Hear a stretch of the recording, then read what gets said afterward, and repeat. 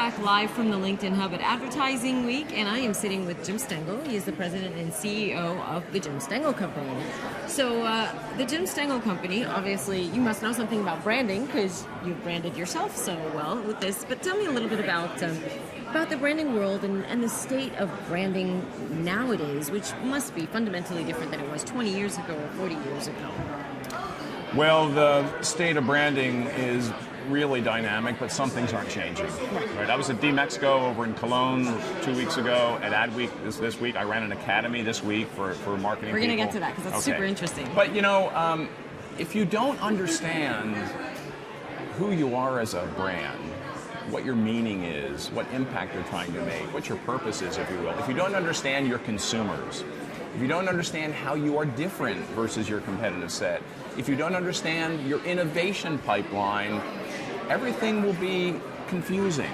So those things were important in 1950 and they're important today.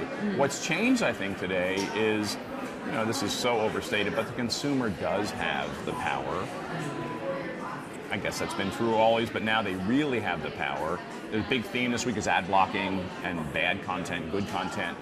You know, the attitude today of brands, and the good ones get this, has to be of generosity, has to be of service, has to be empathetic. And when you have those values in an organization, you don't do bad stuff. You understand where your consumer wants to interact with you and what is helpful for them. This idea of being helpful and delighting and surprising is huge. We're just not acting against that in a big way. We're still stuck in a lot of the old work processes and relationships that we used to have, and many of those are not relevant today. I mean, as someone, you know, with a background working with so many brands, and some of the brands, the P&G brands, you know, are very, like, matter of fact, like, I have to tell you that this is going to get your laundry cleaner, or this and that. I mean, it must be a really interesting shift to see the evolution of that in terms of thinking much more of conveying brand values, conveying brand beliefs, you know, focusing on having an emotional connection with the user, with the buyer, with your consumer, to get them to associate that positive emotion with your brand. I mean, that must be a difficult shift, you know, or an interesting, at least, transition. Well, emotion drives action, right, not rationality, and I think brands understand that now. I mean, even at P&G, which obviously sells very functional products, those brands that had a higher affinity with their customer emotional, and by the way, this could be toilet paper. Some of the most creative marketing at P&G came out of Charmin, honestly. But if you develop an affinity with it's people, a stretch. I can go on and on about that if you want me to. But every category is emotional, and you have to get that. And emotions, we know this, the science is clear. Emotions drive action. Rationality doesn't. So the brands that tie into that develop affinity, that do things that people admire and value, are the ones that grow. And this is what all companies are starting to understand. The issue is we need to hire for that. We need to let people bring their emotions to work, bring their whole self to work. We need to let them do things that turn them on and create energy for them. And when they do that, the marketing will be good. If people are bored at work or disengaged at work, they're doing bad marketing. Or robotic, you know, just going through the motions or whatever. You know, happiness and joy and energy create great business. And we know that. And it's up to leaders to create that environment.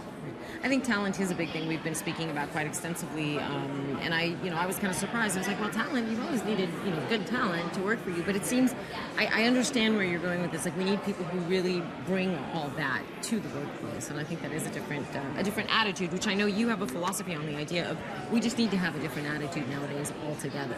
So tell me a little bit about that. I think every business has to start with a big question, and that is, you know, what impact are we trying to make in the world? Even if you're in a functional category. If you ask your organization, what higher purpose do we have? What's our mission? What change do we want to make? What's our legacy? And you engage people in that, you tap into a very different part of their brain and heart. And if you clarify that with your organization, and then you start working to bring that purpose to life. And again, whether you're selling cars or perfume or diapers, it works. So what we do in our company, we try to help people discover their purpose and then activate it. If you just discover it, it's academic. When you activate it, in your products, your communication, your organization, beautiful things happen, and brands grow. So that's my hope for this industry, that we all join that movement. And the marketing will get better, the content will get better, all this stuff on ad blocking will be actually irrelevant because we won't be making bad stuff. Nothing to block. I'm happy with it. Yeah. You know, I used to tell. It sounds simple though, Jim. You have to admit it's a tall order.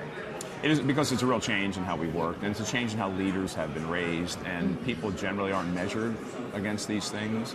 So, but it's moving, it's happening. I used to say to my organization when I was at Procter & Gamble, if your criteria for all the work you do is a relationship, right? If you love someone, you are generous, you are funny, you are helpful, you are human, you would never make something bad. You never make a bad package or a bad product or a bad ad. So the success criteria needs to be a relationship. And if you think that way, that you're making things for people you love, you won't do bad things. I think that's a very important point, and now more than ever, it really is about building a relationship with the consumers. You know, having real, an authentic, human, put yeah. a face to your brand. That's where we have to be. People sniff out in a second when you're being spun, and that's why we're so sick of politics. Yeah. It's 100% spin, and those brands that are running counter to that. You know, we heard this week. You know, a guy from the Honest Company speaking about that company and its growth and its values and how it embodies what Jessica Alba's trying to do. I mean, it's doing really well because it's real. Yeah. It's not spin. Yeah. So you gave me an example of somebody who's getting it, but I want to talk, if you have a few examples, other examples that come to mind, maybe good and bad. Maybe, you know, brands where you're like, you look at it and you're like, you know what, they really are getting it. I see the connection. I see where that's happening, where that magic is being made, versus ones that aren't doing that. Oh, I think we have lots of examples on both sides. You know, on the positive side, there's Lowe's, which is a giant home improvement retailer. I mean, there are 260,000 people, $55 billion in sales. You wouldn't expect innovation maybe to come from that group. But you look at what they're doing on Pinterest, what they're doing on Instagram, what they're actually doing with their employees to try to help them be more helpful to people in stores. They're really trying to be there. Their purpose is they want to help people love where they live more. Very simple. But now if you bring that to life with 260,000 people, you do really creative things. That's why they're on Pinterest with 3.5 million followers, helping people with fresh ideas. Whether you're redoing a room, you're redoing a welcome mat. That's one of the most popular pins, redoing a welcome mat. I mean, it's beautiful. Thought of it. I mean, that's awesome. I'll go home and redo my welcome mat. So if Lowe's can do it, why can't we all do it? By the way, their growth track is great, and they have great engagement with their people. I think that I like what General Electric's doing now. They're reforming their business. Again, a giant industrial conglomerate who's being human, who's trying to make a difference in the world, trying to sort of focus, you know, where they want to make an impact. So these are some that I like, and obviously a lot of the tech companies. You know, we had Mark Darcy, the Chief Creative Officer at Facebook, come to our class this week. You know, I went to hear Cheryl speak. You know, they get personalization, they get being helpful, and it all comes out of their mission, right? They want to connect people so they can live. They have to connect with people too. Yeah, and they're always innovating against that. So are you going to be able to give me examples of ones that aren't working so well? Did you see that? Every time you see some ad or piece of communication in a place that is not helpful for you or that is bothering you, and we still have too many of those mistakes. You're being a politician, but I'm going to let it slide. Yeah.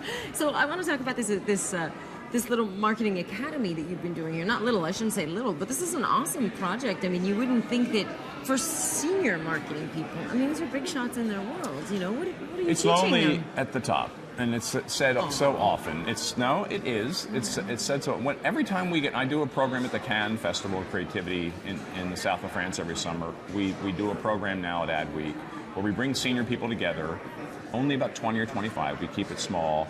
We try to keep competitors out of the room. And we do research before we start about what's on their mind.